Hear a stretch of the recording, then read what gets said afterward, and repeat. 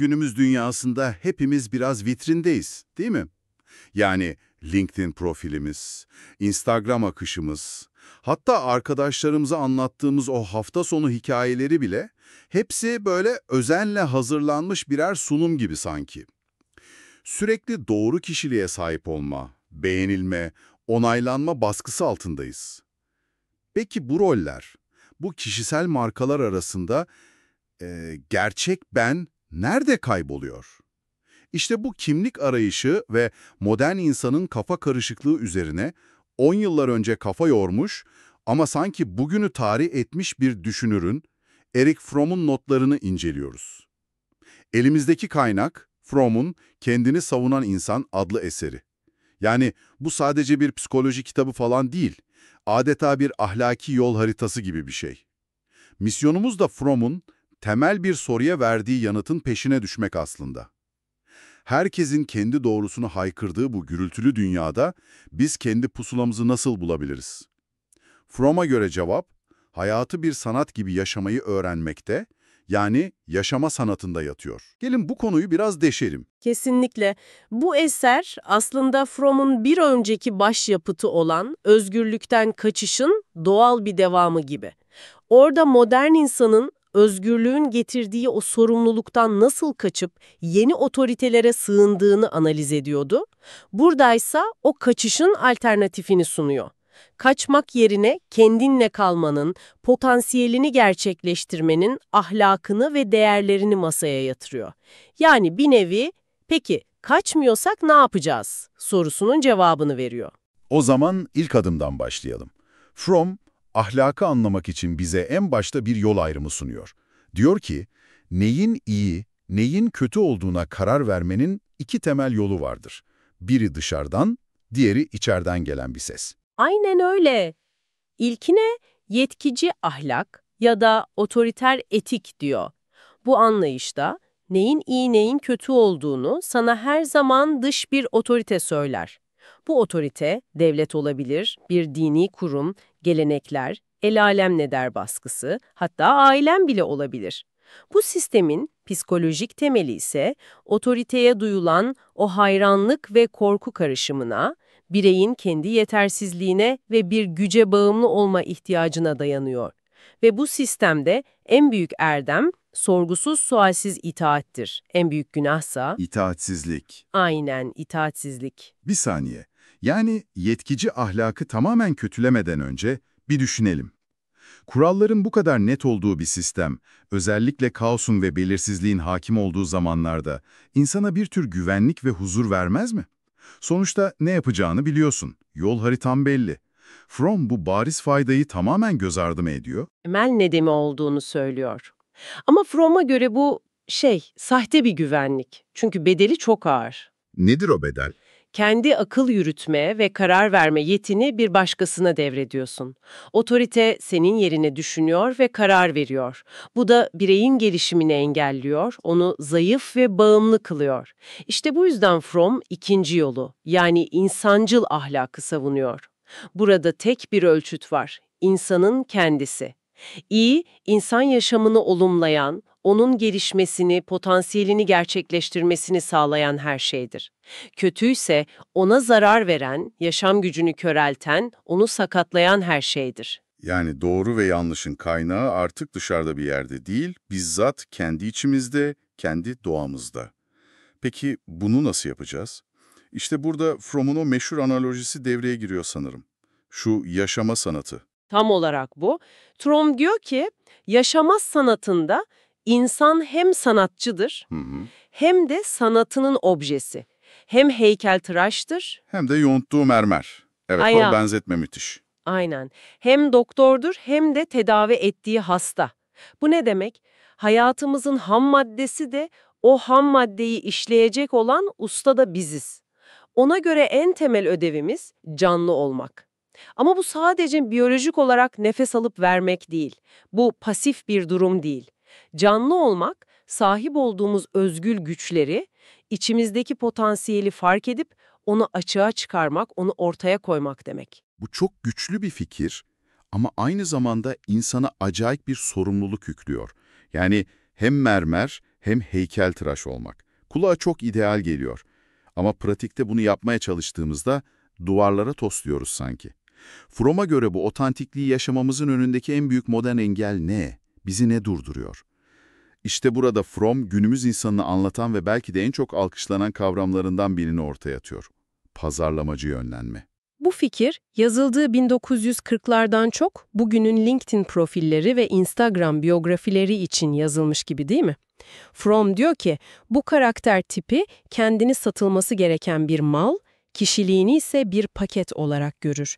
Değerini, özgün yetenekleri ya da karakteri değil, piyasanın o an neye talep gösterdiği, yani değiş-tokuş değeri belirler. Tarif ettiği şey bu. Sürekli kendimizi pazarlıyoruz.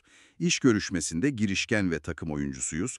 Bir randevuda esprili ve maceraperestiz. Etiketler ve marka isimleri ürünün kendisinden, yani insanın özünden daha önemli hale geliyor. Aynen öyle.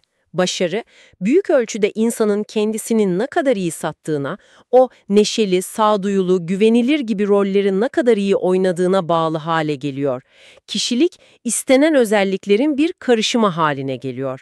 Bugün agresif olmak revaçtaysa bu özelliği geliştiririz, yarın işbirlikçi olmak prim yapıyorsa o maskeyi takarız. Öz saygı tamamen başkalarının onayına bağımlı hale geliyor. Fromm'un burada kullandığı Ibsen'in Peer Gynt karakteri benzetmesi beni gerçekten sarstı. Hani Peer Gynt kendini bir soğana benzetiyor, kim olduğunu bulmak için katmanlarını tek tek soyuyor. Her katmanın altından başka bir kabuk çıkıyor ama en merkeze geldiğinde bir öz, bir çekirdek bulamıyor. Sadece bir yığın kabuk. Bu soğan benzetmesi insan kendi içine baktığında çok korkutucu bir hal alabiliyor. Özellikle de farklı sosyal ortamlarda, aile yemeğinde, arkadaşlarla dışarıda, işte sunum yaparken farklı maskeler taktığını fark edince. Ve bir an durup, peki bunların hangisi benim diye sorunca, Fromm'un dediği gibi merkezde bir boşluk hissetmek çok ürkütücü. Tam olarak bu. Kimlik duygusu sağlamlığını yitiriyor ve şu hale geliyor. Ben olmamı istediğiniz kimseyim. Kendi güçlerimize, duygularımıza, yarattıklarımıza, her şeye yabancılaşıyoruz. Düşünmek ve bilmek bile artık anlamak için değil, sonuç üretecek, bizi pazarda daha değerli kılacak birer araç haline geliyor. Fromm'un deyimiyle sürekli ansal uyarlama testlerinden geçiyoruz.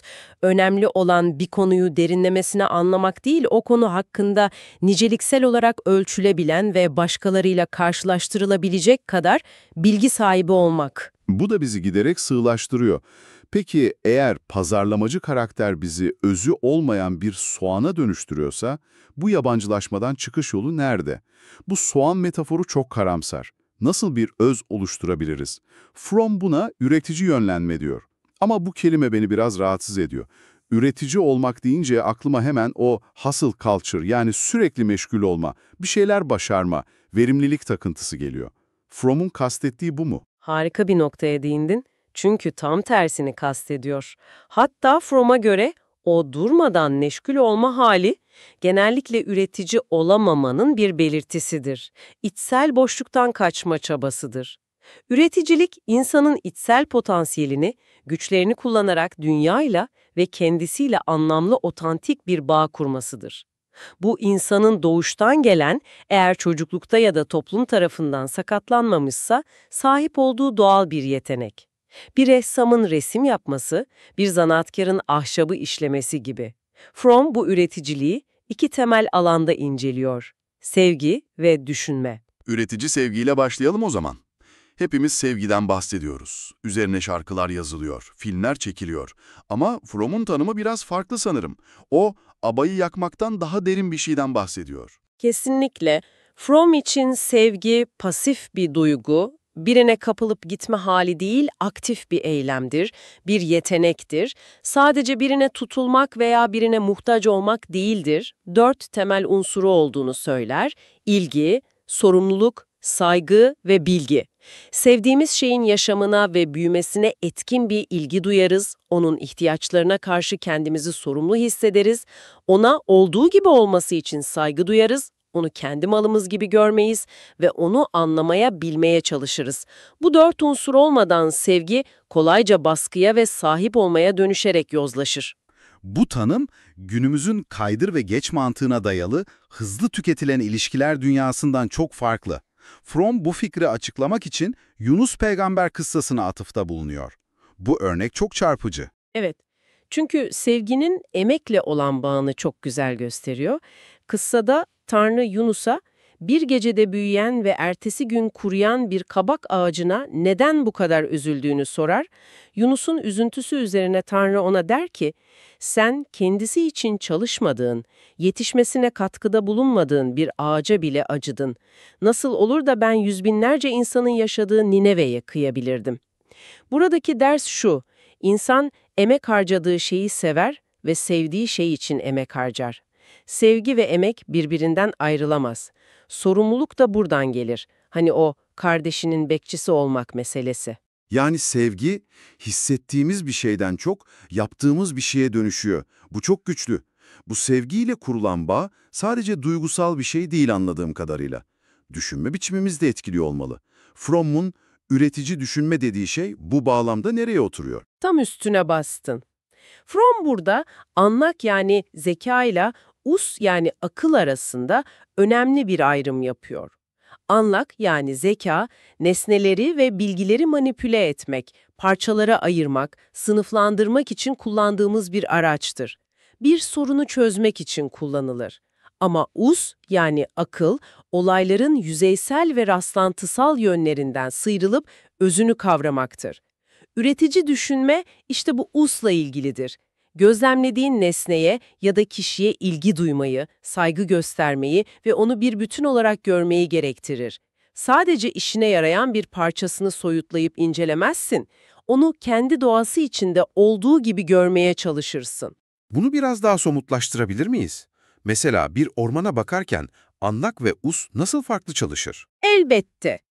Ormana bakan bir kereste tüccarı, anlağla kullanarak ağaçları metreküp olarak hesaplar. Hangisinin ne kadar kereste değeri olduğunu bilir. Bir botanikçi, ağaçları türlerine göre sınıflandırır. Bunlar anlağın işidir. Ama Froms'ile bakan bir şair ya da doğa aşığı, ormanı bir bütün olarak görür. Ağaçları, hayvanları, toprağı, ışığı ile canlı bir ekosistem olarak kavrar. O ormanla bir bağ kurar. İşte üretici düşünme bu ikincisine benzer. Dünyayı sömürülecek bir kaynak olarak değil, bağ kurulacak bir bütün olarak görmektir. Tüm bunlar kulağa gerçekten harika geliyor. Yani kendimiz için iyi olanı bilmek, üretici bir şekilde sevmek, düşünmek ama tüm bu kendine odaklanma, kendi potansiyelini gerçekleştirme fikri çoğumuzun kulağına biraz bencilce geliyor. Çünkü bencil olma lafını duymayanımız yoktur. Küçüklüğümüzden beri başkalarını düşünmemiz öğretildi. Fromm bu konuda çok net bir ayrım yapıyor sanırım. Bu belki de kitaptaki en sarsıcı ve en önemli ayrımlardan biri. Fromm, modern kültürdeki en büyük yanılgılardan birinin öz sevginin bencillikle aynı şey olduğunu ve başkalarını sevmeyle çeliştiğini düşünmek olduğunu söyler. Ve sonra bombayı patlatır. Bencil kişi aslında kendini hiç sevmez, hatta kendisinden nefret eder. Bu çok radikal bir düşünce. Nasıl yani? Bencil insan kendini her şeyden ve herkesten çok seven kişi değil midir? Bütün dünyayı kendi etrafında döndürmeye çalışır. Görünüşte öyledir ama Fromm'a göre bu davranış sevginin değil, sevgi eksikliğinin bir sonucudur. Bencillik, üretici olamamaktan kaynaklanan bir belirtidir. Bencil kişi, içindeki o boşluğu ve engellenmişliği hayattan sürekli bir şeyler kapmaya, sömürmeye çalışarak doldurmaya çalışır. Kendisi için duyduğu bu doymak bilmez ilgi, aslında gerçek benine özen göstermekteki ve onu sevememekteki başarısızlığını örtme çabasıdır. Başkalarını sevemediği gibi kendini de sevemez. Şöyle düşünelim, çocuğunun üzerine aşırı titreyen, onu nefes aldırmayacak kadar seven, kaygılı bir anneyi. Evet. Bu sevgi gibi görünse de aslında çocuğun gelişimini engeller. Annenin sevgisi kendi kaygısını ve sahip olma arzusunu sevgi adı altında yaşamasından ibarettir. Bencillik de tam olarak böyledir. Peki sağlıklı olan ne? Yani gerçek öz sevgi nedir Fromm'a göre? Eğer bencillik değilse nedir? Gerçek öz sevgi, kendi yaşamını, mutluluğunu, gelişimini ve özgürlüğünü olumlamaktır. Bu, insanın doğasında var olan sevme gücünden kaynaklanır ve başkalarını sevebilmenin ön koşuludur. Kendi özümüz de sevgimizin bir nesnesidir, hatta belki de ilk nesnesidir. Fromm'un kilit cümlesi şu: eğer bir birey üretici bir şekilde sevme gücüne sahipse, kendisini de sever. Eğer o yalnızca başkalarını sevebiliyorsa, aslında hiç sevemiyor demektir. Yani bu bir sıfır toplamlı oyun değil. Sevgi bir pasta değil, bir dilimini kendime ayırdığımda başkalarına daha az kalmıyor. Tam tersine, sevgi daha çok bir kas gibi. Kullandıkça ister kendine ister başkalarına yönelt, daha da güçleniyor. Mükemmel bir benzetme, sevgi bir zenginlik olayıdır. Yokluktan ve fakirlikten doğmaz. Kendine karşı cömert olamayan, başkalarına karşı da gerçek anlamda cömert olamaz. Ancak kendini sevebilen, kendi bütünlüğüne ve biricikliğine saygı duyan bir insan, başkalarına da aynı saygı ve sevgiyle yaklaşabilir. O zaman şöyle bir toparlayalım. Bugün Fromm'un rehberliğinde ahlaki değerlerimizi belirlerken dışarıdaki otoritelere değil, kendi doğamıza, canlı olma potansiyelimize dönebileceğimizi gördük. Modern dünyanın bizi nasıl bir pazarlama karakterine, yani özü olmayan bir soğana dönüştürme tehlikesi taşıdığını ve bunun panzehirinin üretici bir yaşam sürmek olduğunu konuştuk. Ve belki de en önemlisi, sürekli karıştırılan bencillik ile sağlıklı bir öz sevgi arasındaki o hayati farkı anladık.